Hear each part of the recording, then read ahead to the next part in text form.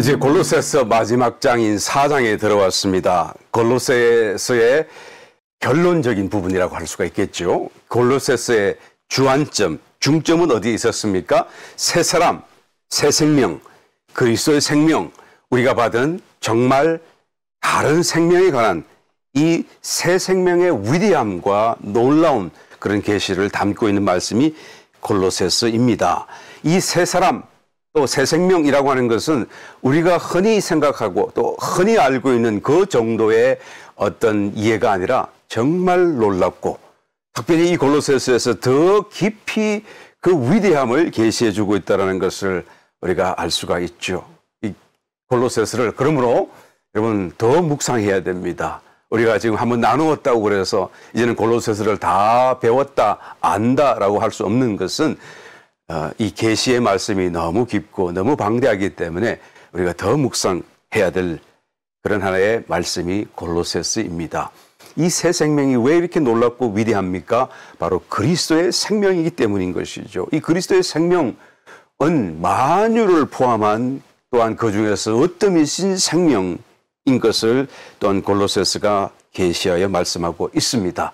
그런데 이 생명을 저와 여러분이 다 받았고 이 생명 안에서 하나로 연결되어진 거대한 하나의 몸을 이루게 되었다라는 것이죠. 그러므로 이 골로새서의 주제는 곧 우리 속에 주신 이 새 생명, 그리스도의 생명을 우리가 어떻게 이제는 살아낼 수 있을까?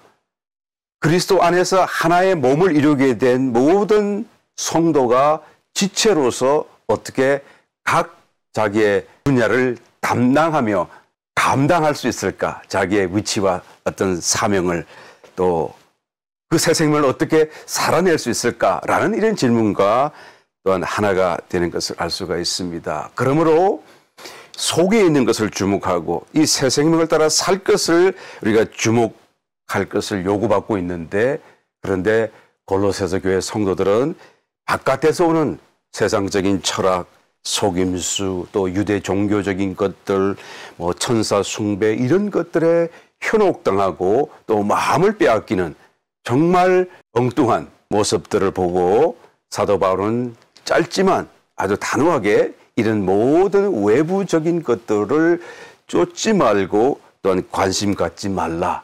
너희 속에 계신 그리스도의 생명, 그 새 생명을 더 주목하고 그것을 어떻게 살아낼 것인가를 너희들은 또한 관심해야 한다라는 것을 말씀하고 있습니다. 특별히 바로 앞장인 3장과 또 4장의 또한 전반, 조금만 전반에 아주 초반부에 나타나는 그 말씀 가운데 그리스도인으로서, 새 생명을 가진 그리스도인으로서, 그리스도의 어떤 지체가 된 하나의 부분으로서 어떻게 행하고 어떻게 살아야 할 것인가라는 것에 관해서 4가지 중요한 어떤 방면들, 또 사항들을 말씀해 주고 있는 것을 보게 됩니다. 우리의 생각을 땅의 것에 두지 말고 위의 것을 두어야 한다. 또 새 사람다운 새로운 생활에 우리가 더 스스로 전념해야 한다. 그것이 무엇이죠? 긍휼, 자비, 겸손, 온유, 오래 참음, 또한 서로 용서하고 사랑하는 이런 일들을 우리가 스스로 경주해야 한다. 그럴 때 우리 속에 계신 생명과 연결되어지게 되고 그것이 마중물이 되어서 우리의 작은 노력과 수고와 어떤 의지가 마중물이 되어서 우리 속에 거하시는 그 방대한 지하수, 생수가 이제는 우리의 모든 삶을 통해서 밖으로 나타날 수 있게 된다라는 말씀을 살펴보았었습니다. 그리고 그리스도의 평강을 마음속에 간직하고 그리스도의 말씀이 우리 안에 거하게 해야 한다. 그래서 이 4가지 방면에서 모든 것을 다 우리가 갖추었다고 한다면 그 사람은 삶은 또 행위는 합당할 수밖에 없어요. 새 생명을 가진 자로서의 성도다운 행함을 가질 수밖에 없게 되는 것이고 그 삶이 그 저절로 지금 이 여러 가지 아주 세부적인 요구사항을 만족해 할 수밖에 없고 또 그렇게 만들 수밖에 없어요. 남편들은 아내를 자기 몸같이 사랑하게 될 것이고 아내들은 당연히 남편들에게 또한 복종하게 될 것이고 자녀들은 부모에게 순종하게 될 것이고 부모들은 자녀들을 합당하게 돌보게 될 것입니다. 또 직장이든지 또 사회관계 속에서 주인과 종의 관계 속에 있다고 할지라도 서로가 성도라고 한다면 합당한 관계 속에 이는 아름다운 지체로서 그런 삶을 영위하게 될 것이다. 모든 것이 다 성도다운 정상적인 삶이 되게 될 것이다. 그렇게 되면 이 삶이 계속 영위되고 연속됨에 따라서 그 삶의 결과로 어떤 열매를, 성령의 열매를 자연적으로 결실하게 될 것이고 또 함께 이기는 자의 삶이 되어져서 다 같이 휴거당하는, 그리고 다 같이 그 삶과 또 그 단체적인 교회를 통해서 하나님의 영광이 나타나게 될 것이다 라는 말씀을 짧지만 아주 깊이 있게 아주 놀라운 계시를 함께 소개하시면서 계시하시면서 우리에게 전달해 주었습니다. 이 모든 문제를 다 이렇게 다룬 뒤에 이제 4장에 이르게 된 것이죠. 그리고 무엇을 말합니까? 2절에서 기도를 항상 힘쓰고 기도에 감사함으로 깨어있으라 라고 말씀하는 것을 봅니다. 그러니까 모든 것이 다 갖추어졌다고 한다면 이제는 기도만 하면 된다라는 말씀이죠. 그래서 기도를 항상 힘쓰라, 감사함으로 깨어있으라. 정상적인 그리스도인의 생활이 유지되고 보존되기 위한 방법이 기도하는 것이다 라는 것을 말하죠. 기도하는 것이 없이는 다른 모든 것이 갖추어졌다고 할지라도 그리스도인으로서 그 합당한 생활이 계속적으로 연속되고 영위될 수가 없다라는 거예요. 그래서 우리가 이 모든 구에 기도를 더해야 되는 것입니다. 어떤 분이 그러대요. 기도하라고 그랬더니 문제가 있어서 상담을 하다가 그러면 이것은 이렇게 기도해야 됩니다. 기도하세요 라고 했더니 목사님 저는 기도를 할 줄 몰라요 그러더라고요. 여러분 기도를 어떤 방법이 있어서 하는 게 아닙니다. 그렇죠. 어린아이가 태어났을 때 그런 말을 뭐 어떻게 자기가 배워서 배우는 거예요? 그냥 서는 거죠. 그냥 서서 넘어지고 또 섰고 또 넘어지고 한 발쪽은 넘어지고 그러다가 힘이 생기고 저절로 그런 말을 배우는 거 아닙니까? 아 그런 말을 할 때 왼발 먼저 오른발 먼저 배우는 거 아니잖아요. 기도도 마찬가지죠. 그냥 하는 거예요. 무슨 말이든 하는 것이고 무슨 생각을 하든지 하나님을 생각하고 하나님 앞에 나아가는 것이 기도죠. 정말 기도를 해야 기도하는 방법을 터득하게 되고 기도 속에서 기도를 어떻게 하는지를 깨달아 알게 되어지는 것입니다. 그러므로 기도는 그냥 하는 거예요. 하시면 됩니다. 5절 외인을 향하여서는 지혜로 행하여 세보를 아끼라. 너희 말을 항상 은혜 가운데서 소금으로 고르게 함같이 하라. 그리하면 각 사람에게 마땅히 대답할 것을 알리라. 불신자들, 외인들에 대해서는 세보를 아끼라고 말씀하고 있죠. 원론적으로 말씀을 하자 치면 외인들, 불신자들과는 교제하지 말라 그 말씀이에요. 그 말씀을 오해해서는 안 되죠. 아예 만나지도 말라, 눈길도 주지 말라 그 말은 아니고 사귀지 말라 그 말이지. 그들을 위해서 시간을 쓰지 말라 그 말이에요. 그러나 만약에 사귀거나 또는 어떤 그 교제를 하게 된다고 한다면 그 목적이 매우 분명해야 돼요. 그 영혼을 구원하기 위해서, 전도하기 위해서 교제하는 것이죠. 교제의 목적이 전도에 있다라는 것이 분명하다고 한다면 괜찮을 것이겠지만 그렇지 않다고 한다면 아예 교제 자체를 원론적으로 지금 사도 바울의 말씀을 우리가 해석을 하게 되면 교제하지 말라 그 말, 시간을 아껴라 그 말. 괜히 그 사람들과 사귀면서 함께 어울려 놀고 함께 그 세상 사람을 추구하는 것을 같이 덩달아 살다가 보면 그 시간이 다 허비하는 시간이다라는 것을 얘기하는 것입니다. 그러므로 외인을 향하여서는 지혜로 행하여서 거절할 것을 거절하고 세월을 아끼라. 전도하고 또 영혼 구령을 위하여서 또한 그들과 교제할지라도 여전히 지혜를 사용하여서 그냥 방만하게 쫓아가지 말고 그들처럼 살지 말고 그들을 리드하면서 구원할 수 있는 길로 가야 된다라는 말씀을 하는 것입니다. 그리고 지체들을 향하여서는 은혜 가운데서 소금으로 고르게 함같이 말을 잘해야 한다라고 말씀하고 있죠. 여기서 소금으로 고르게 한다 그 말은 양념, 시즈닝, 간을 낸다 그런 말씀이죠. 은혜로운 말로 아주 만나게 만드는 것을 말하고 있는 것입니다. 상대방의 비위를 맞춘다는 말이 아니고 정말로 적절한 말, 정말로 시기적절한 말로 또 정말 꼭 필요한 말로 정말로 하나님의 어떤 영적인 어떤 은혜를 간장하고 전할 수 있는 또 그 사람의 영을 만지고 일깨울 수 있는 그런 말로 정말 필요한 말로 간을 내듯이 맛을 내는 그것을 말하는 것이죠. 이 꼭 필요한 말을 해야 하는데 여전히 지혜를 하나님 앞에 구해야 된다라는 말씀입니다. 이 왜 이렇게 해야 되는 것이죠? 새 생명을 따라 살기 위해서 그 새 생명 가운데서 내가 흔들리지 않고 잠시라도 새 생명을 따라 사는 삶을 상실하지 않기 위해서 이런 어떤 절제, 경각심, 이런 하나님을 향하여 간구하는 심정으로 불신자를 대하고 또한 형제와 지체들을 대해야 한다라는 말씀을 하고 있는 것입니다. 그런 다음에 이제 7절부터 마지막 절까지 이제는 10명 이상의 많은 사람들의 이름을 기명하고 또 그 사람들을 일일이 다 대신해서 너희들에게 문안한다, 인사한다 라고 말씀하는 것을 보게 됩니다. 이 말씀을 대할 때마다 왜 이렇게 많은 부분을 사도 바울은 할애하였는가? 전체 4장이라고 하는 이 제한된 짧은 지면에 좀 더 신앙적인 가르침이거나 아니면 어떤 직접적인 격려의 말씀 아니면 구체적으로 있으면 책망의 말씀 이런 것을 한마디라도 더해서 그들을 가르치는 것이 더 절실하지 않을까라는 생각이 드는 부분인 것입니다. 그럼에도 불구하고 단지 안부를 나누고 단지 인사를 나누는 이 일에 거의 지면의 4분의 1, 4장 한 장이 되니까요. 4분의 1을 할애하는 거 아니겠어요? 그런데 이것도 사실은 그냥 아무 생각 없이 방만하게 한 것은 절대 아닙니다. 그렇죠? 성령의 감동 속에 성령의 어떤 그런 인정 속에 이것을 다 기록한 거 아니겠습니까? 그러니까 성경이 된 거 아니겠습니까? 다시 말씀을 드리게 되면 이것이 우리가 볼 적에는 아무것도 아니고 왜 했을까? 오히려 이렇게 그냥 의문이 생기는 부분이기도 하겠지만 그러나 매우 중요한 사안임에 틀림없다라는 것을 우리는 알아야 되는 것이죠.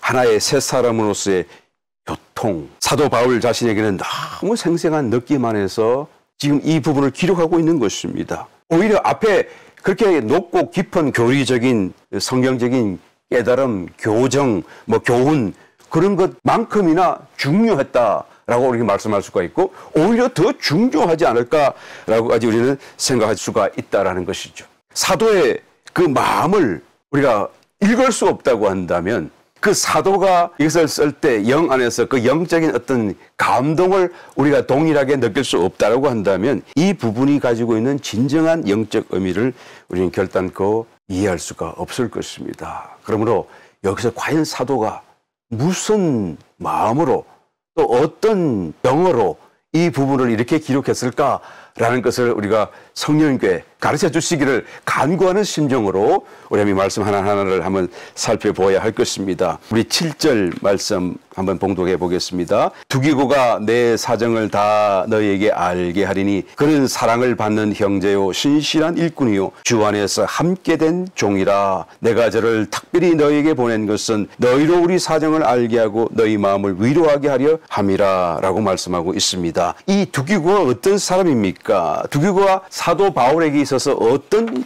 마음, 감정을 유발하는 사람이었는가라는 것을 우리는 먼저 살펴볼 필요가 있는 것이죠. 두기고는 정말 신실한 일꾼이었었습니다. 하나님께도 또한 사도 바울에게도 마찬가지죠. 그러므로 이 두기고를 사도 바울이 지금 본문 말씀에 골로새 교회에 이제는 추천을 하고 있는 것을 보게 됩니다.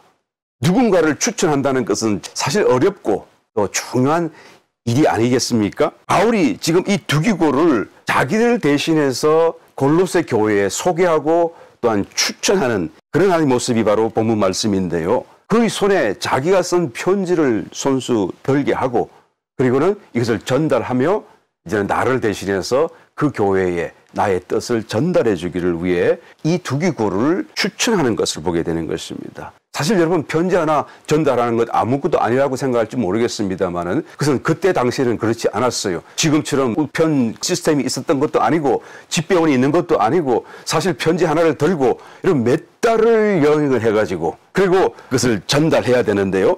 그 여행길이 보통 일이 아니죠. 그러므로 단순히 안부나 묻는 그런 수준의 편지를 쓰는 것이 아닙니다. 이 편지의 내용이 얼마나 중차대한 내용이 되어야 마땅하고 또 그렇게 중차대하기 때문에 그처럼 몇 달을 걸려서라도 반드시 그 교회에 전달해야 했는가라는 것을 생각해야 되는 것이죠. 이 교회에 전달된 편지 한 장으로서 그 교회가 안고 있는 당면한 문제를 다 해결할 어떤 판단의 기준이 되고 근거가 되고 그 다음에 교회에 나아갈 어떤 신앙적인 지침이 되고 또한 모든 문제를 해결하고 척결하는 기준이 바로 이 편지 속에 담겨져 있기 때문이다라는 것이죠. 그러니까 절대적인 어떤 권위의 서신이었고, 그래서 사도 바울도 짧든지 길든지 그 편지를 쓸 때 심혈을 기울여서 한자 한자 그 의미와 단어의 뜻을 깊이 생각하면서 기록할 수밖에 없었을 것입니다. 그리고 또한 성령이 그의 마음을 감동해 주셨을 것이고, 하나님의 마음을 따라서 교회 가운데 필요한 말씀을 기록하지 않을 수 없었다라는 것이죠. 이 편지를 손에 쥐어주고 전달하라는 것입니다. 사도 바울의 입장에서는 마치 유언을 쓰듯이 다시 언제 또 다른 편지를 쓸 수 있을까라는 또 아주 막중한 책임, 무게를 가지고 이 편지를 쓸 수밖에 없었다라는 것입니다. 그리고 편지를 전달하는 사람의 입장에 있어서는 단지 교회에 사도 바울의 편지요라고 전해주고 끝날 수가 있는 게 아니잖아요. 거기 가서는 이제는 그 편지를 쓰게 된 배경, 그다음 편지를 읽다가도 이해가 안 되면은 사도 바울이 어떤 의중을 가지고 이렇게 말씀을 하셨는지 편지를 전달한 사람이 자세히 설명할 수밖에 없어요. 그러니까 이 편지를 전달한 두기고는 사실 사도 바울의 마음을 가장 잘 아는 사람이어야 하고, 또 그 편지의 내용을 잘 이해하고 있어야 하고, 그리고 사도 바울의 지금 현재 심경과 또한 사정이 어떠한지를 다 전달해 줄 수 있는, 거기는 자기의 사심을 넣어가지고 사도 바울의 마음과 다른 말을 전달해서는 안 돼요. 정말 막중한 하나의 위치고 사명이 아닐 수가 없습니다. 그래서 추천할 사자라고 하는 것은 그 누구보다도 사도 바울 자신을 잘 아는 사람, 그리고 하나님을 경외하는 사람, 정말 교회를 사랑하고 염려하는 사람, 정말 자기 자신을 다 이게 낮출 수 있는 어떤 성숙도가 참 있는 성도가 아닐 수가 없겠죠. 그러므로 이 두기고라고 하는 사람은 사도 바울을 대신해서, 지금 감옥에 있는 거니까요, 갈 수 없으니까요, 사도 바울을 대신해서 사도 바울의 심정으로, 또 하나님을 대신하는 심정으로 교회를 방문하고 위로해주고 격려해주고, 또 그들의 당면한 문제를 어떻게 해결해야 할지를 정확하게 제시하는 이 엄중하고도 또한 막중한 사명을 전달하고 감당하는 위치에 있었다라는 것입니다. 그래서 이 두기고에 대한 말씀을 하는 거예요. 내가 두기고를 추천한다. 저는 신실한 일꾼이다. 이 말 속에 얼마나 많은 감정이 들어있을 것이며, 얼마나 많은 히스토리와 또 배경과 어떤 그런 기억들이 담겨져 있겠는가라는 것을 우리는 생각해야 되는 것입니다. 그 다음에 9절 말씀, 신실하고 사랑을 받는 형제 오네시모를 함께 보내노니 그는 너희에게서 온 사람이라 저희가 여기를 다 너희에게 알게 하리라. 여러분 오네시모 잘 아시잖아요. 골로새 교회에 교회가 있던 빌레몬이라고 하는 장로의 집에서 골로새 교회가 모이고 있었는데, 그 빌레몬 장로는 잘 유복한 사람이었고 그 집에 하인으로 오네시모가 있었지 않습니까? 그런데 빌레몬 장로는 인격적으로 훌륭하고 참 훌륭한 선한 사람임에도 불구하고 오네시모가 왜 그랬는지, 하여튼 그 집에 어떤 재물을 훔쳐서 도망 나와 버렸어요.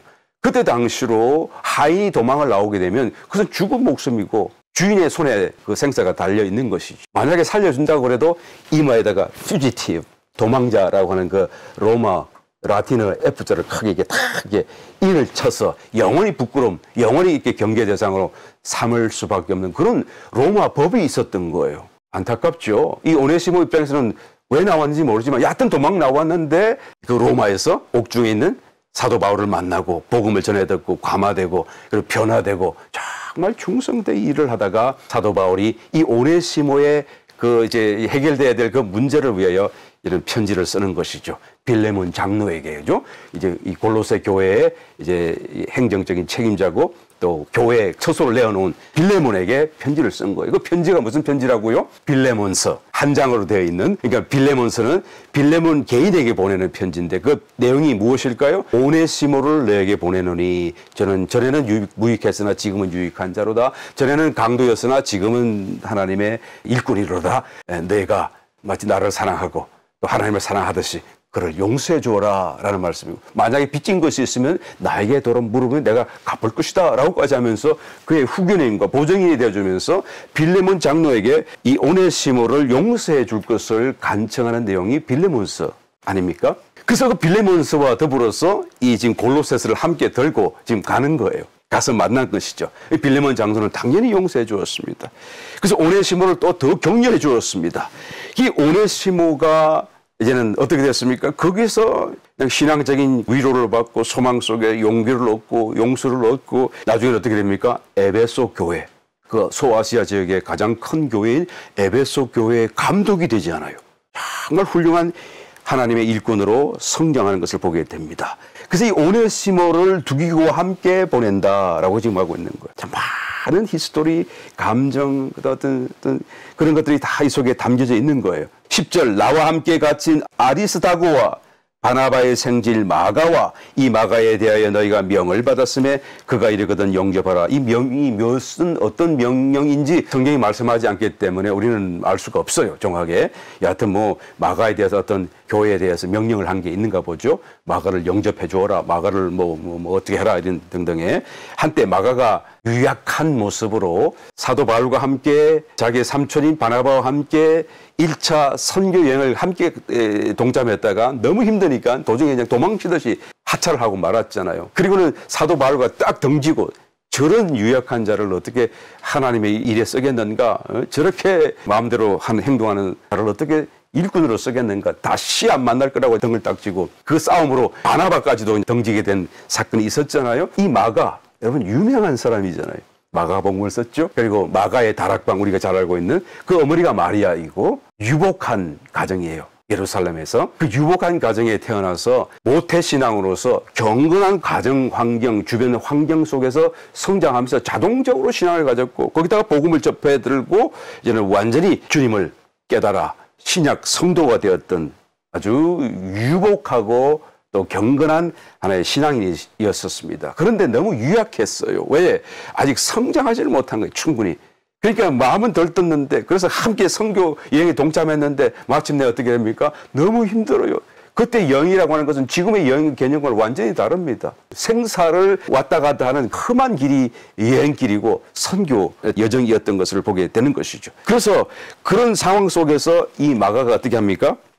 결국에는 도망을 쳐서 나올 수밖에 없었죠. 그래서 나중에 다시 하나님께서 그를 붙드시고 격려하시고 다시 용서하고 케어해 주셔서 나중에는 정말로 그 위대한 복음서인 마가복음서를 쓸 뿐만 아니라 그의 마지막 때는 이집트로 내려가서 알렉산드리아 교회를 개척하고 거기서 이제는 순교하면서까지 신앙을 지키고 위대한 승리를 이루었던 것을 보게 됩니다. 이 마가 여러분 너무 잘 아시죠? 내가 마가를 말씀하기 전에 아리스다고를 먼저 얘기해야 되는데 그냥 깜빡 넘어버렸었네요. 이 아리스다고는 어떤 사람입니까? 데살로니가 사람이라고만 기록되어져 있습니다. 데살로니가 사람. 유명한 사람도 아니고요. 성경에 뭐 자세하게 설명하고 있지도 않아요. 아주 조금만 그의 어떤 행적에 대해서 기록하고 있는데 여하튼 한마디로 말을 하게 되면 사도 바울과 항상 동행했던 사람이라고 소개되고 있어요. 나와 함께한 사람 아리스다고 이렇게 사도 바울이 그의 편지 속에 쓰고 있을 만큼 말이죠.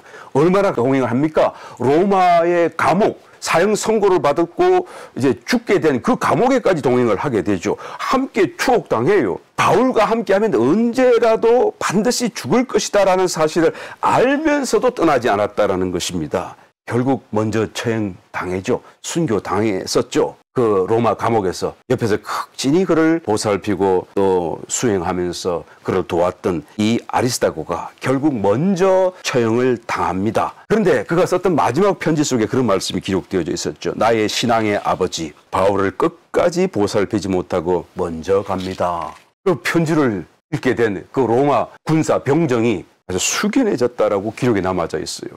왜 그렇습니까? 그 병정이 가까이서 지켜봤잖아요. 이 사람의 행동을 지켜봤고 그가 얼마나 신앙 안에서 올바르고 또 굳세며 또 사도 바울을 얼마나 지극정성으로 섬기며 수행했는지를 다 봤잖아요. 그런데 죽는 순간까지도 내가 끝까지 보살피지 못하고 먼저 갑니다라고 말을 쓰고 편지를 쓰고 죽을 만큼 되었으니까 참 그 로마 병정의 마음에도 아주 숙연하고 감동이 될 정도로 충성된 사람이었다라는 것을 보게 되죠. 이 아리스다고라고 하는 이 이름 하나에 사도 바울의 마음에 얼마나 많은 감동이 일어날까 한번 생각해 보시기 바랍니다. 그 다음에 11절 유스도라 하는 예수도 너에게 문안하니 저희는 할례당이라 이들만 하나님 나라를 위하여 함께 역사하는 자들이니 이런 사람들이 나의 위로가 되었느니라. 유스도라고 하는 예수, 당시에 예수라고 하는 이름은 많이 있었어요. 그렇죠? 이 유스도라고 하는 이름 정확하게 여기 말고는 다른 데 나타나지 않습니다. 이 사람이 무슨 사람인지 어떤 일을 했는지. 12절 넘어가 보겠습니다. 그리스도 예수의 종인 너희에게서 온 에바브라가 너희에게 문안하니 저가 항상 너희를 위하여 애써 기도하여 너희로 하나님의 모든 뜻 가운데서 완전하고 확신 있게 서기를 구하나니 그가 너희와 라오디게아에 있는 자들과 히에라볼리에 있는 자들을 위하여 많이 수고하는 것을 내가 전가하노라. 에바브라 바로 그 골로새 교회를 창립했던 사람이에요.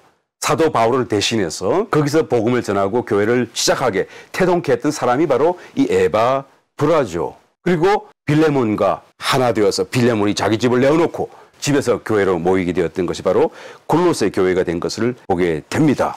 그 다음에 14절 사랑을 받는 의원 누가와 또 데마가 너에게 문안하니라. 의원, 의사였다 그 말이에요. 이 누가는 의사였는데 복음을 접하고 이제는 정말 신실한 일꾼으로 바뀌어졌었죠.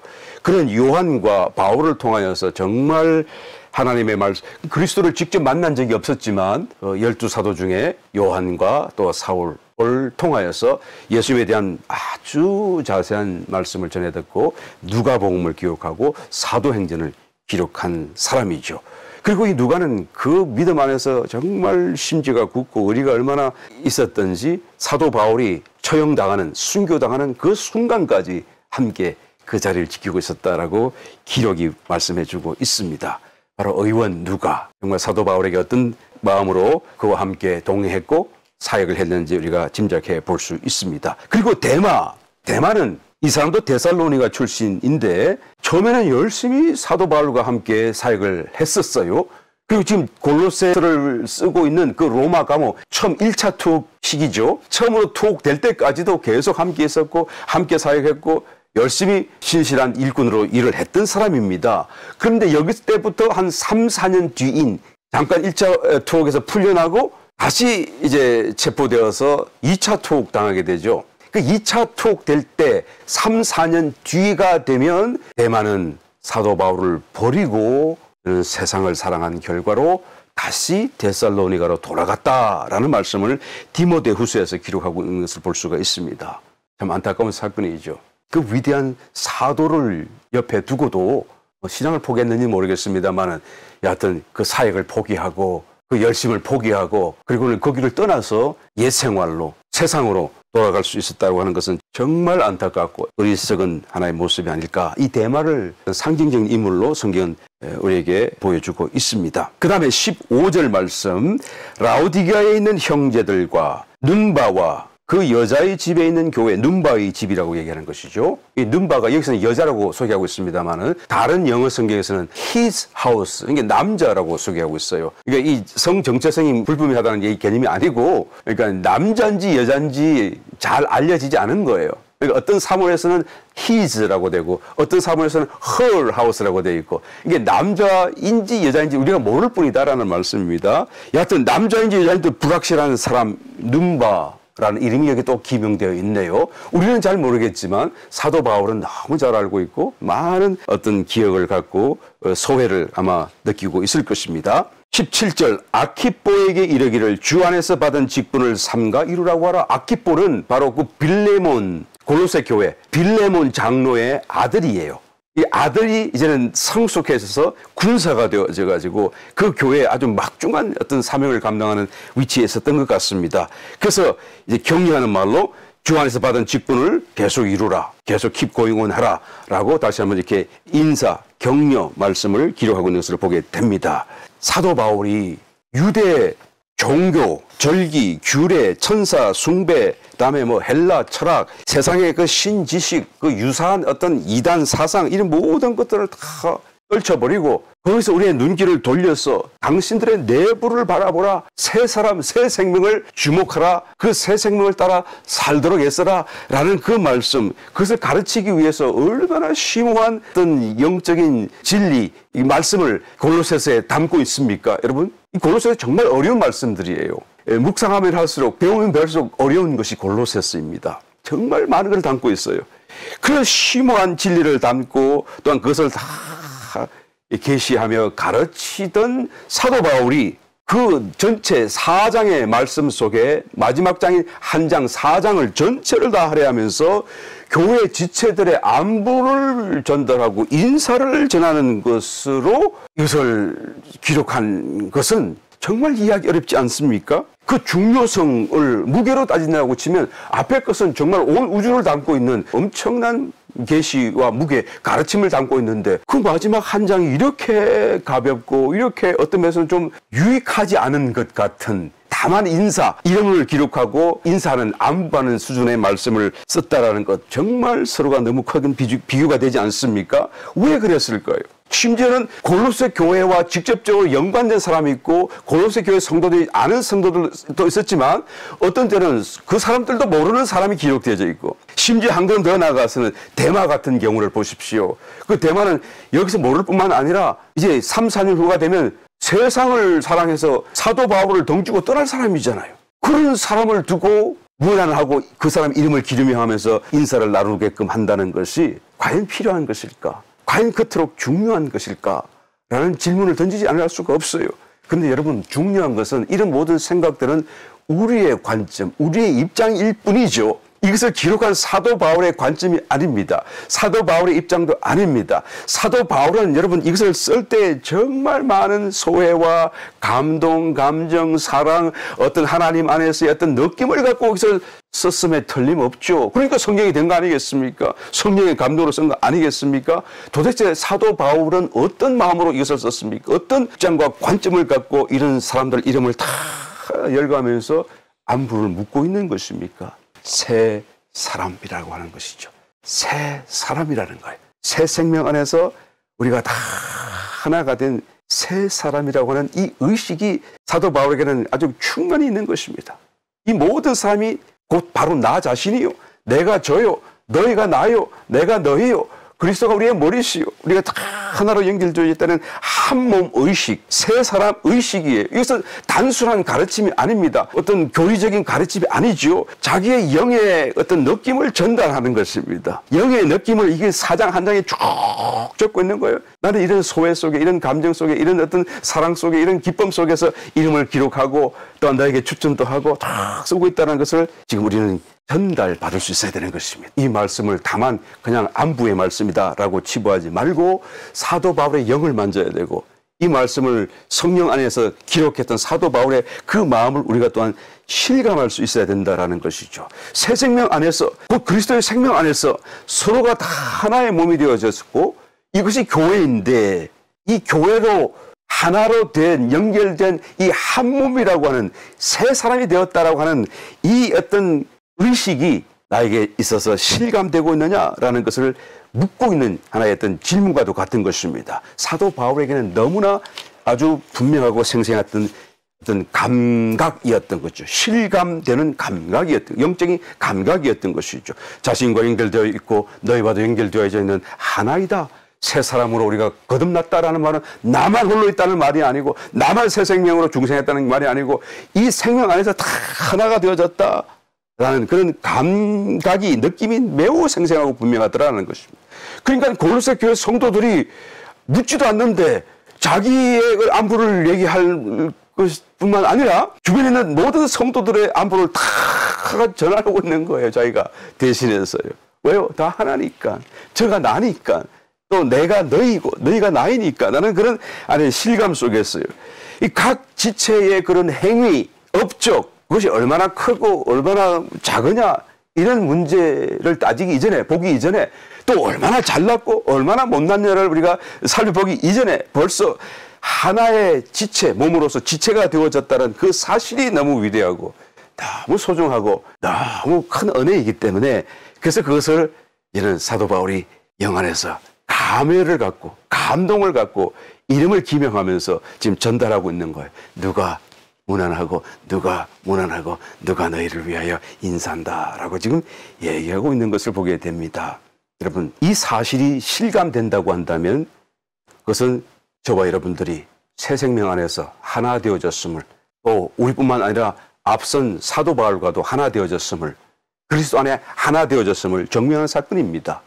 내가 이 사실이 영적인 사실이 새 사람이라고 하는 그 의식이 내 속에서 지금 실감되는가 아닌가 라는 것을 물어보고 있는 거예요. 그것이 만약에 실감된다고 한다면 나는 지금 새 생명 안에서 살고 있는 것입니다.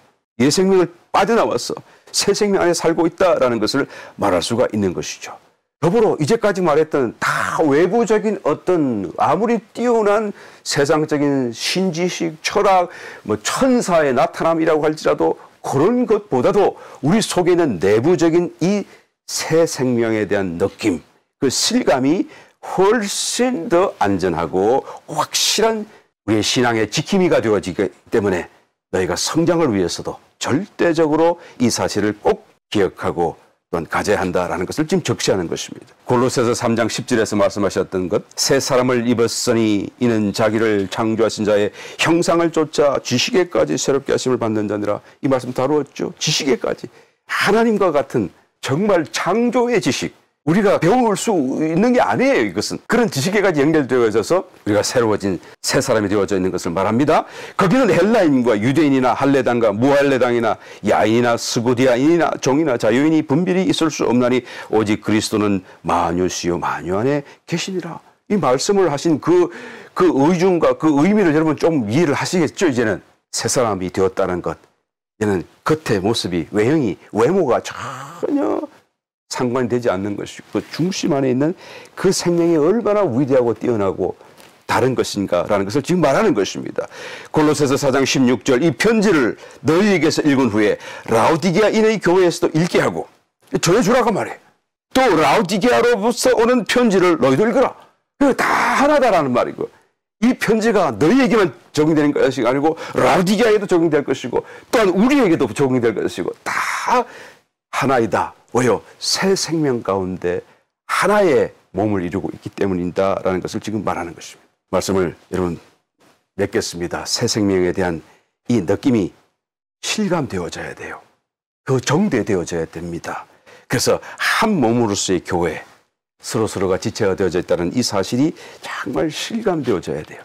이것으로 인해서 특별히 이 종말의 때에 이단 사설, 온갖 신지식, 세상 철학, 외부적인 어떤 현상과 어떤 환경 미혹에 조금 더 흔들리지 않고 오히려 자기의 신앙을 굳건하게 지키시며 그리스도의 몸의 한 부분으로서 우리가 더욱 잘 성장해 가야 마땅할 것입니다. 그래서 몸된 교회로 우리가 부분을 만들어가면서 훌륭한 하나님의 나라, 교회를 영광 가운데 우리가 건축해 갈 수 있는 저와 여러분이 되어야 될 줄 믿습니다.